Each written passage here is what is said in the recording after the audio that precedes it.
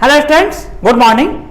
तो हम अपने चैनल से आपको दो प्रकार के वीडियोस प्रोवाइड करते हैं, नीट एग्जाम से रिलेटेड है। जो कि पहला वीडियो होता है हमारा जो कि प्रॉपर सीक्वेंस में चल रहा है, जिसमें हमने स्टार्ट किया है, अभी पूरा लिविंग वर्ड को स्टार्ट किया है, वो प्रॉपर सीक्वेंस है आपका। और दूसरा बीच बीच में कुछ रेंडमली वीडियो भी हम प्रोवाइड करते हैं, जिसमें जो वेरी इंपॉर्टेंट टॉपिक हैं या जिसका कॉन्सेप्ट आपको जानना जरूरी है। तो उसी सीरीज में आज हम यहां पर आपको प्रोवाइड करेंगे what is monoploid, diploid and haploid number of chromosome. और साथ ही आपसे भी अपेक्षा है कि कंप्लीट बायोलॉजी में, मतलब जो आपका नीट एग्जाम का सिलेबस है उससे रिलेटेड किसी भी प्रकार का डाउट्स है तो वो आप हमको कमेंट बॉक्स में डाल करके सेंड कर सकते हैं। तो निश्चित रूप से उसका सॉल्यूशन आपको प्रोवाइड करेंगे। और कोई पर्टिकुलर टॉपिक भी आपको ऐसा लग रहा है कि उसमें आपको इमीडिएट वीडियो की रिक्वायरमेंट है, तो वो भी रिक्वायरमेंट आपकी फुलफिल करने का भरपूर प्रयास किया जाएगा। तो आइए हम समझते हैं क्रोमोसोम से related terminology monoploid, diploid and haploid. सबसे पहले आप यहां पर देखिए, आपका ये हमने लिखा कि आपका ये मोनोप्लॉइड, ये क्या हुआ आपका ये मोनोप्लॉइड। मोनोप्लॉइड बोलने का मतलब क्या होता है? Single set of chromosome. ठीक है, मोनोप्लॉइड का मीनिंग क्या हुआ आपका? Single set of chromosome. अभी मैं आपको डिफाइन कर दूंगा कि मोनोप्लॉइड होता क्या है और अच्छे तरीके से। या हमने बोला कि आपको ये डिप्लॉइड बोल दिया, हमने क्या बोल दिया आपको? ये डिप्लॉइड बोला। डिप्लॉइड बोलने का मतलब क्या है? Two sets of chromosome. जब हम ये डिप्लॉइड को समझ जाएंगे तो इसके बेस पे आगे पूरी स्टोरी आपको क्लियर हो जाएगी। आपको मालूम है कि कोई भी ऑर्गेनिज्म जो सेक्सुअल रिप्रोडक्शन के द्वारा जनरेट हो रहा है उसमें वन सेट क्रोमोसोम उसको मदर से प्राप्त होता है और दूसरा सेट क्रोमोसोम किससे प्राप्त होता है? उसके फादर से प्राप्त होता है। हम यदि बात करें, अपनी बात करें तो ईच ह्यूमन सेल कंटेन, या आप पढ़ते आ रहे हैं, each human cell contain 2n = 46 chromosome. मतलब मानव की प्रत्येक कोशिका में क्रोमोसोम का नंबर क्या है? 2n = 46। मतलब यहाँ पे 2n बोलने का मतलब क्या है आपका? ये डिप्लॉइड। 2n बोलने का मतलब क्या है आपका? यहाँ पर ये डिप्लॉइड है, ध्यान रखेंगे। ठीक है, अब यहां पर आप देखिए, ये 2n बोलने का मतलब क्या है कि इसको जो 2n बना है इसको n = क्या हुआ आपका? 23। और ये क्या हुआ? n = आपका 23। ठीक है, मतलब इसको ये जो क्रोमोसोम यहां पर 2 सेट मिला है, n मींस क्या हुआ आपका? Single set of chromosome. तो एक सेट क्रोमोसोम इसको फादर से मिला और दूसरा सेट क्रोमोसोम 23 का किससे मिला? मदर से मिला। तो n और n क्या हो गया आपका? ये 2n हो गया। इसको हम क्या बोलेंगे यहां पर आपका?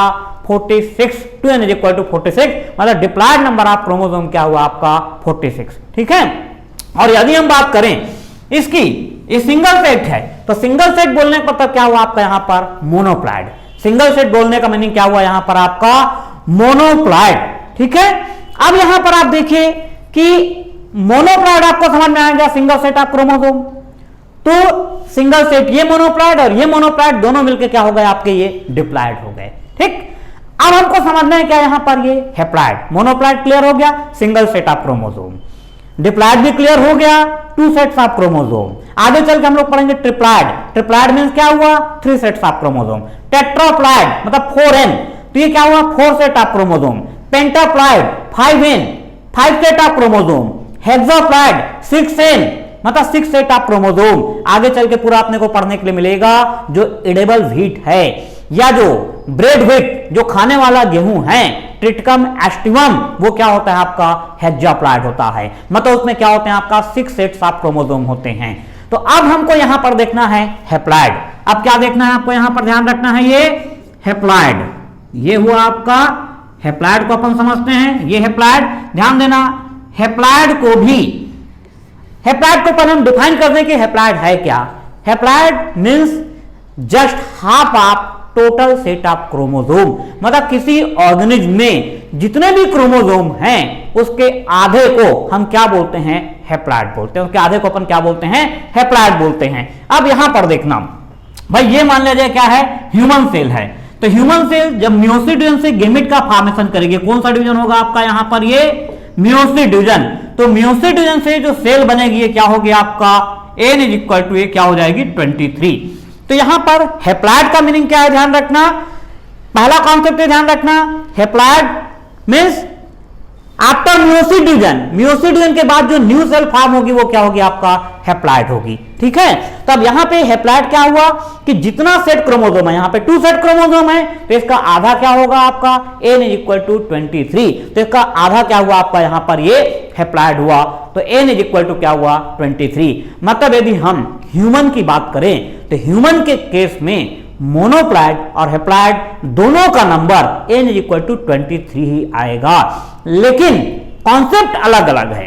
यहां पे मोनोप्लॉइड बोलने का मतलब क्या है, सिंगल सेट ऑफ क्रोमोसोम, और हैप्लॉइड बोलने का मतलब क्या है, just half of total set of chromosome. ठीक है, मोनोप्लॉइड मतलब क्रोमोसोम का एक सेट, और हैप्लॉइड बोलने का मतलब क्या है, कुल सेट का आधा। तो कुल सेट का आधा यहां पर क्या हुआ आपका ये n = 23, तो इसको बोलेंगे हम हैप्लॉइड। तो ह्यूमन के केस में जो मोनोप्लॉइड नंबर ऑफ क्रोमोसोम है और हैप्लॉइड नंबर ऑफ क्रोमोसोम है दोनों सेम हैं, तो ये दोनों को एक साथ मिला करके हम मोनोहैप्लॉइड वर्ड भी इस्तेमाल करते हैं। ये क्या हुआ आपका ये मोनोहैप्लॉइड। ठीक है, तो मोनोहैप्लॉइड। तो यदि आपको बोल रहा है ध्यान रखना कि ह्यूमन के केस में जो गेमिट फॉर्मेशन होगा, मेल गेमिट स्पर्म होता है, तो स्पर्म को हम मोनोहैप्लॉइड बोल सकते हैं। oogenesis की प्रोसेस से एग का फॉर्मेशन होता है, उसको भी हम मोनोहैप्लॉइड टर्म यूज कर सकते हैं। तो ये था हमारा इससे रिलेटेड कॉन्सेप्ट, और इसी के बेस पर मैं आपको एक्सप्लेन कर देता हूं ट्रिटिकम एस्टिवम जो इडेबल व्हीट होता है। तो इडेबल व्हीट के बेस पर यदि हम कॉन्सेप्ट को देखते हैं तो आपको बहुत अच्छे समझ में आएगा। ये हमारा क्या हुआ, ये ट्रिटिकम एस्टिवम, ये हुआ आपका ट्रिटिकम एस्टिवम जो कि इडेबल व्हीट है, खाने योग्य गेहूं है। ये क्या होता है 6n = 42, मतलब यहां पर क्रोमोसोम का सेट कितना है, 6 सेट है, हेक्साप्लॉइड है ये व्हीट। अब इससे यदि हम समझते हैं तो यहां से हमको बहुत अच्छे से क्लियर होगा। इसमें n = क्या होगा, ध्यान रखना आपका 7। ठीक है, यहां पर जो हेक्साप्लॉइड व्हीट में यदि मोनोप्लॉइड नंबर ऑफ क्रोमोसोम बोल रहा है तो मोनोप्लॉइड का मीनिंग क्या है, सिंगल सेट ऑफ क्रोमोसोम। तो सिंगल सेट क्या हुआ आपका n = क्या यहां पर आपका 7। यदि इसमें आपको 2 sets of diploid number chromosome की बात कर रहा है तो डिप्लॉइड नंबर क्या हो जाएगा आपका 14। ठीक है, लेकिन यदि इसका हैप्लॉइड बोल रहा है तो इसका हैप्लॉइड बोलने का मीनिंग क्या होगा, ध्यान रखना। हैप्लॉइड की डेफिनेशन क्या है कि जितने सेट क्रोमोसोम है उसके आधे को अपन क्या बोलेंगे, हैप्लॉइड। तो यहां पर आपको ध्यान रखना है इसका हैप्लॉइड क्या हो जाएगा 3n = 21। ये हैप्लॉइड क्या हुआ यहां पे 3n = 21, मतलब जो 3n है वो यहां पर ट्रिप्लॉइड भी है, और ट्रिप्लॉइड होने के साथ साथ क्या है आपका ये हैप्लॉइड भी है। ठीक है, लेकिन ह्यूमन के केस में या ऐसे ऑर्गेनिज्म जिसमें नॉर्मल 2 सेट क्रोमोसोम होता है तो वहां पे मोनोप्लॉइड और haploid number of chromosome same होता है, जबकि यहां पर ट्रिप्लॉइड और हैप्लॉइड क्या है, सिमिलर नंबर ऑफ क्रोमोसोम होगा। इसी तरीके से यदि यहां पर हम बढ़ते हैं तो 4n क्या हो जाएगा यहां पर 28 क्या हो गया आपका ये टेट्राप्लॉइड। तो ये था कॉन्सेप्ट हमारा मोनोप्लॉइड, हैप्लॉइड, डिप्लॉइड। ठीक है, और इससे रिलेटेड आगे चल करके जब हम पढ़ेंगे फर्स्ट मैन मेड क्रॉप, मानव के द्वारा निर्मित प्रथम अनाज, जिसमें हम पढ़ते हैं ट्रिटिकल, तो ये कॉन्सेप्ट एक बार फिर से वहां पर काम देगा। या हम पढ़ेंगे यूप्लॉइडी, पॉलीप्लॉइडी, तो वहां पर ये फिर से आपको मोनोप्लॉइड, हैप्लॉइड, डिप्लॉइड नंबर क्रोमोसोम का दिखाई देगा। तो कंटिन्यूअस बने रहिए, मिलते हैं नेक्स्ट।